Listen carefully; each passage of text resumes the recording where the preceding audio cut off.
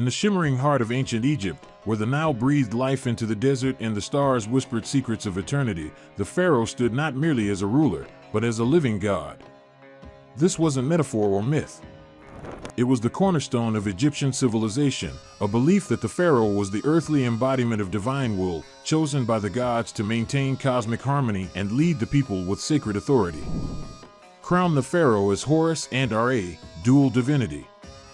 From the moment of coronation, the pharaoh was seen as the living Horus, the falcon-headed god of kingship in the sky. Upon death, he transformed into Osiris, lord of the underworld. This divine cycle mirrored the eternal rhythm of life, death, and rebirth, a concept deeply embedded in Egyptian theology. But the pharaoh's divinity didn't stop there. He was also considered the manifestation of Ra, the sun god, whose daily journey across the sky symbolized order triumphing over chaos. The pharaoh's role was to ensure that this cosmic balance, known as Ma'at, was upheld through justice, ritual, and governance. Hindu temple sacred duties and ritual power. The pharaoh wasn't just a political figure, he was the high priest of every temple, responsible for performing rituals that sustained the gods and, by extension, the universe. These included offerings, festivals, and temple constructions that weren't mere acts of devotion, they were acts of cosmic engineering. Every morning, the pharaoh would symbolically raise the sun through ritual, ensuring its rise and the continuation of life. His presence at ceremonies wasn't optional, it was essential. Without the pharaoh's divine touch, the gods might withdraw their favor, and chaos could seep into the land. Milky Way, the bridge between worlds. The divine mandate gave the pharaoh a unique role, intermediary between gods and mortals. He was the conduit through which divine will flowed into human affairs.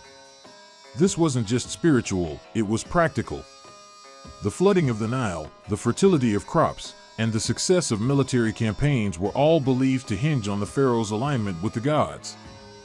This belief system created a society where loyalty to the pharaoh wasn't just political, it was spiritual obedience.